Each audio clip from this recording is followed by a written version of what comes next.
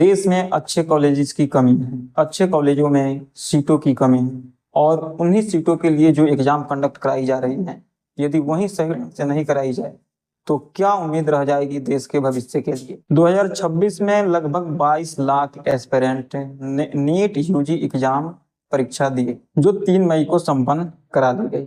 लेकिन इसी बीच ये भी खबर आनी शुरू हो गई कि 48 घंटा पहले यानी एग्जाम से 2 दिन पहले ही नीट यूजी परीक्षा का पेपर जो है वो लीक हो गई थी। एग्जाम्स को लेके जो तरह तरह की भ्रांतियां है उसमें मैं आपको बताऊं, एक गैस पेपर है।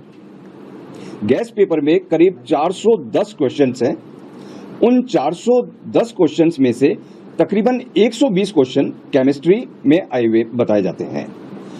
वो गैस पेपर इन लोगों के बीच में, इन बच्चों के बीच में आज से नहीं, वो काफी एग्जाम के करीब 15 दिन पहले, महीना भर पहले तक उनके पास में ये आ रखा था। जैसे किसी ई मित्रा पे किसी ने फोटोकॉपी कराई तो ई मित्रा वाले ने आगे उसको फोटोकॉपी को आगे देना शुरू किया। तो हमारी जांच इस गैस पेपर के बेसिस के ऊपर जो चीटिंग हो रही है या किसी प्रकार का क्या कोई क्राइम हो रहा है उसके ऊपर केंद्रित है कि हम उसकी देखें। अब पेपर कैसे लीक हुआ इसको समझते हैं। राजस्थान के एक छात्र जो केरल के किसी कॉलेज में एमबीबीएस कर रहा है, वे अपने दोस्त को नीट यूजी एग्जाम के सैंपल पेपर भेजता है जिसे गेस पेपर कहा जा रहा था। ये गेस पेपर एक एग्जाम के 2 दिन पहले 20,000 से लेकर 2 लाख के बीच में बिकी और 2 मई के रात, यानी एग्जाम थी 3 मई को और 2 मई के रात को ये 30-30 हजार में पेपर बेची गई।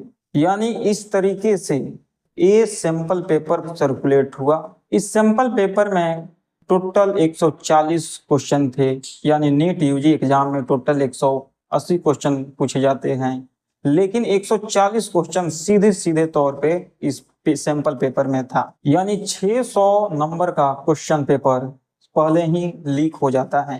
टोटल 720 अंकों का पेपर होता है, लेकिन उसमें से 600 नंबर लीक हो गया। लेकिन ऐसा नहीं है कि सिर्फ इसी बार NEET UG exam paper leak हुआ है। 5 मई 2024 को 531 सेंटरों पे एग्जाम कंडक्ट कराई गई।